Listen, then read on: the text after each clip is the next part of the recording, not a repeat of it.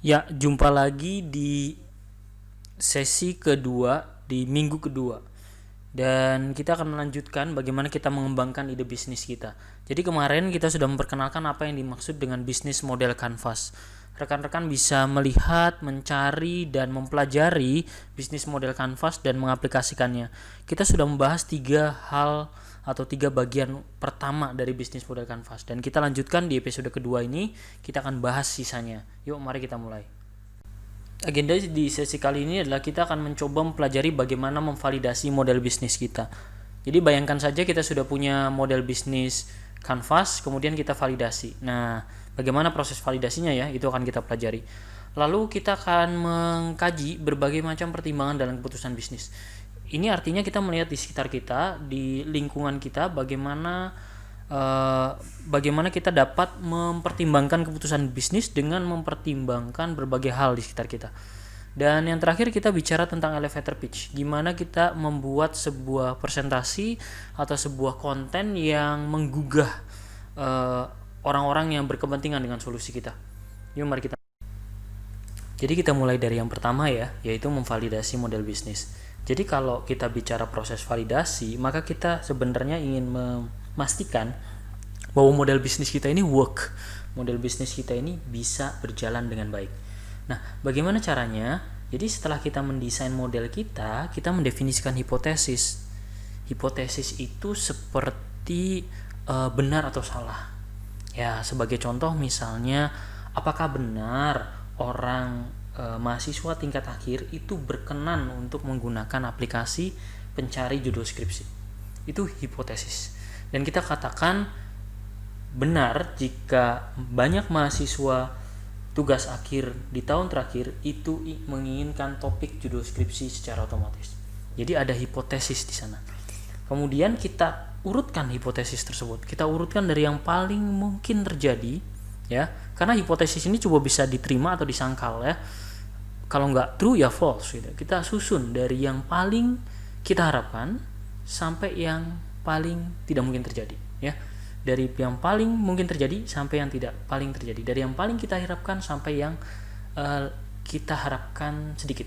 Kemudian setelah itu kita bicara menguji hipotesis. Nah, bagaimana proses pengujiannya? Proses pengujiannya adalah kita melakukan langsung. Kita melakukan eksperimen misalnya, kita melakukan survei misalnya, kita melakukan case study misalnya. Jadi banyak pendekatannya. Setelah itu kita analisis hasilnya, bener nggak nih hipotesis kita? Kalau bener ya model kita bener, tapi kalau salah mungkin model kita harus diperbaiki. Nah, pada saat inilah bisnis model canvas kita akan berubah. Jadi kita akan mengubah dari bisnis model level, kemudian kita hipotesis level, ya. Jadi ada perubahan di sana. Kemudian setelah kita melakukan eksperimen, kita testing level juga mungkin ada perubahan di sana. Ini harus dilakukan, bahkan berulang-ulang.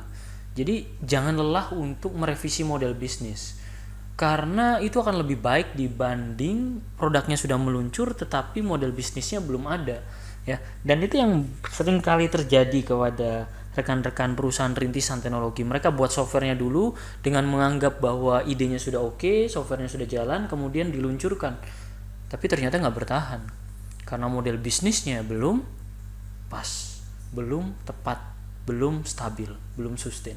Jadi memang harus diperbaiki. Bahkan untuk perusahaan rintisan sekelas unicorn juga tetap melakukan perubahan bisnis model. Rekan-rekan bisa lihat saja bagaimana sebuah perusahaan X yang kemarin tidak menjual barang itu kemudian besoknya menjual barang itu, dan terus menerus melakukan perbaikan berkelanjutan.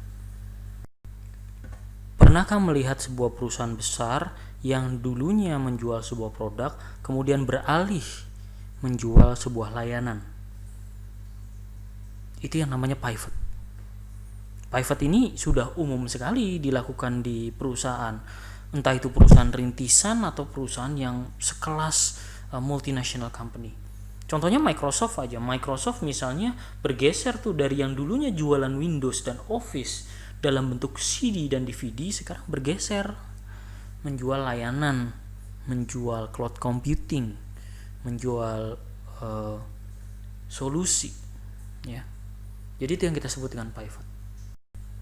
Nah, tapi dari 4 faktor ini ya, tidak semua faktor itu memiliki tekanan yang sama.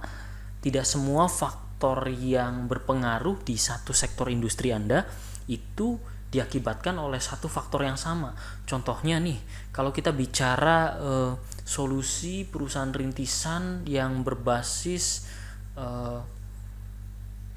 pemerintahan misalnya, maka mungkin market prosesnya tidak terlalu memiliki sebuah faktor eksternal yang mempengaruhi begitu besar, tetapi mungkin makroekonomik yang sangat besar pengaruhnya.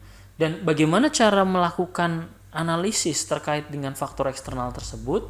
Caranya adalah dengan menggunakan pendekatan PESEL, ya, political, economic, social, teknologi, legal, dan environment. Nah, di sini rekan-rekan bisa lihat tuh, ya. Contohnya nih, teknologi force, kira-kira siapa saja sih yang akan berkompetisi, yang memiliki atribut atau yang menentukan faktor eksternal, ya. Di situ terlihat tuh. Caranya gimana untuk melakukan analisis PESEL ini? Gampang caranya. Ya, pertama, list stakeholder Anda, orang yang berkepentingan, termasuk kompetitor, ya. Kemudian yang kedua, kategorikan, ya, relationship-nya.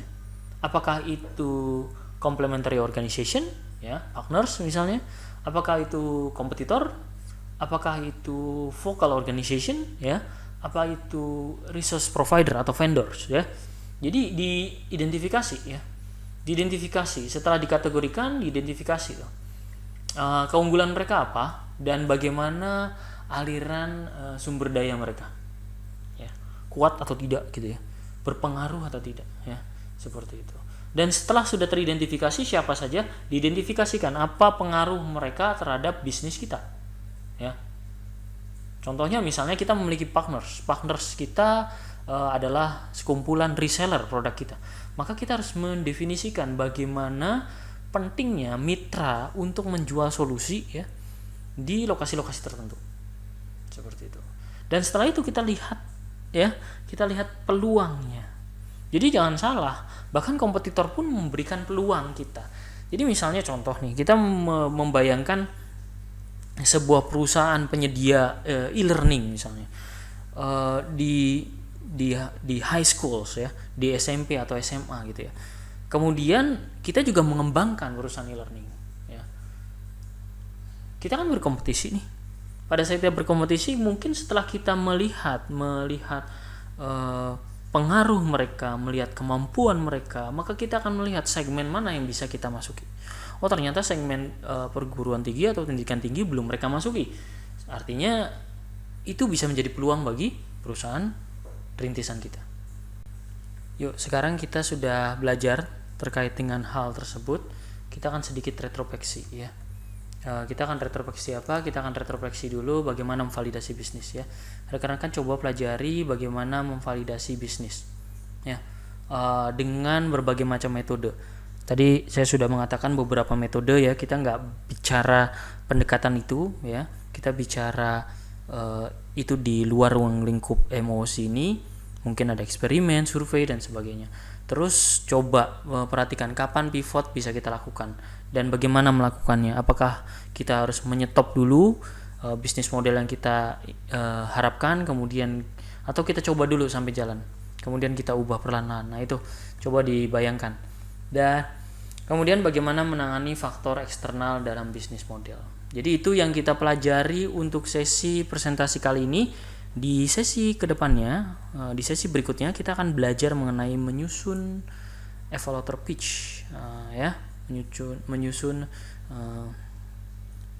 pitching decks, ya, sebuah presentasi yang mendorong orang-orang atau stakeholder untuk tertarik dengan produk Anda, ya. Sampai sekian untuk sesi kali ini, sampai jumpa di sesi selanjutnya.